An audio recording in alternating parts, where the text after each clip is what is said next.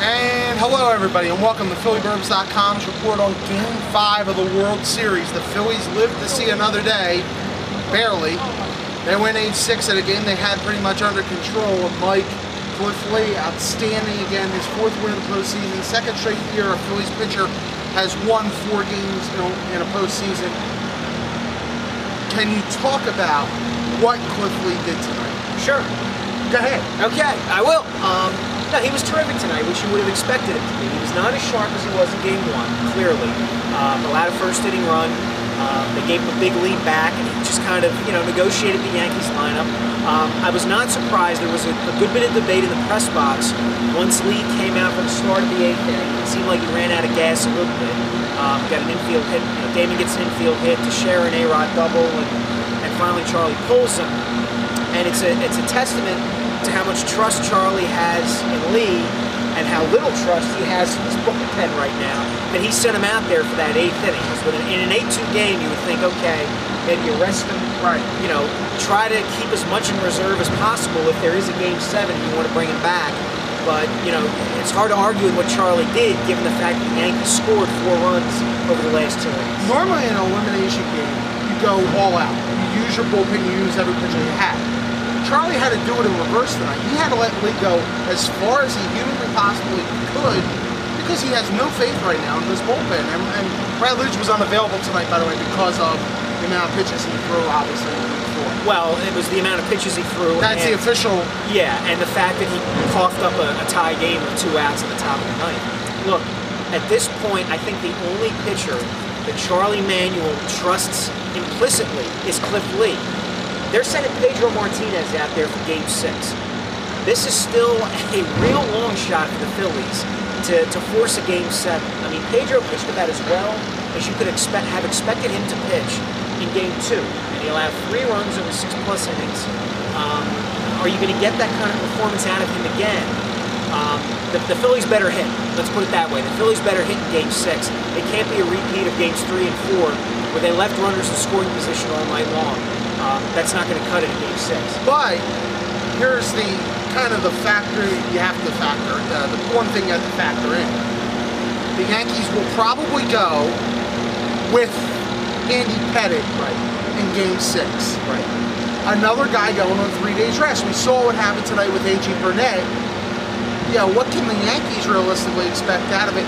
Andy Pettitte, a 37-year-old Andy Pettitte in a Game 6 situation. Well, Andy Pettitte has a heck of a lot more playoff and World Series experience than A.J. Burnett does, for one thing. Number 2, if you're the Yankees, you're hoping that Pettitte can, at a minimum, neutralize those left-handed bats in the middle of the Phillies lineup, particularly Chase Utley, who, is just on fire right now with his 5 home runs in 5 games. So that's what you hope for. It doesn't necessarily mean it's going to happen.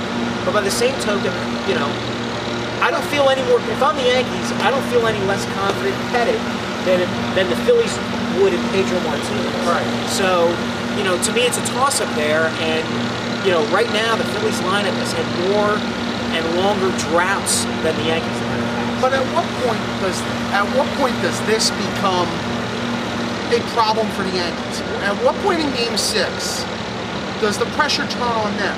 Is it when they fall behind, if they're behind after 4, if they're behind after 5? I mean, because everybody knows what happened in 2004 when they lost a 3-0 lead to the Red Sox, final 2 games in Yankee Stadium. So for all the World Series numbers that go against this, there is recent history with most of the players on this Yankee team of a big playoff lead blown. I would disagree with you. I don't think those the Yankees, the key players on that team. A-Rod? Wait a minute. You have A-Rod, you have Jeter, and you have Posada. Oh, those are 3 pretty big guys. Well, Jeter and Posada have also won World Series in the past. You're also relying on starting pitchers who are not involved in it. Pettitte was. Pettitte was in Houston. Okay. Okay, but Mariano was. Well, do you really think 5 years later has Mariano Rivera given you any indication that he would allow something like that to bother? But here's the thing also, in New York, this is going to come up. And it's going to come up in talk radio the next 48 hours. If the Phillies lead, I think that stadium, and we both saw how quiet that place is compared to the old Yankee to begin with, in Games 1 and 2, it will get really nervous really quick if the Phillies somehow take the lead in the first two, in Game 6. It might. But by the same token, A-Rod was supposed to be choking after the first 2 games of this series, and all of a sudden, he's become the Yankees' most dangerous hitter this side of Johnny Damon. So I wouldn't put a lot of stock in that. I mean, if Pedro starts throwing a few high 75-mile-an-hour changeups, Game 6 and Game 7 in 2004 aren't going to mean a whole lot. Which leads to the inevitable, is this over Wednesday night, or are we going to go see Game 7? I don't think you can say one way or another. I mean, my gut instinct is to say it's over in Game 6 because I just don't trust Pedro Martinez. As valiant as he was in Game 2, as terrific and surprisingly terrific as he's been since the Phillies acquired him, I don't see him pitching well enough again in this series to push it to a Game 7. See, you're so negative. I'm Mr. Optimism here, and this is a rare switch for people that know us. I believe the Phillies really have a real situation here that they can work with because I cannot see Pettit being effective on 3 days rest. This is not Andy Pettit at 2000. Remember, Andy Pettit does have bad World Series memories. He did not pitch well when he was with Houston in 05. He did not pitch well in Game 6 of 01 when he was with the Yankees and they lost to the Diamondbacks. There's a history here of him also cracking in big moments. You mean like he did in Game 3 after the Phillies took that big lead in that? Oh wait, never mind. Well, I think the Phillies are going to be a little more patient with him in Game 6 than they were in Game 3. They let him off the hook in Game 3. The Phillies are very good at getting guys the second time. Is he gonna toss the ball up underhand to Ryan Howard? Boy, he may have to. What if the Ryan Howard ties Willie Wilson's record? The Kansas City Royals of 1980 get 2 mentions tonight. First of all, the Chase Utley homer.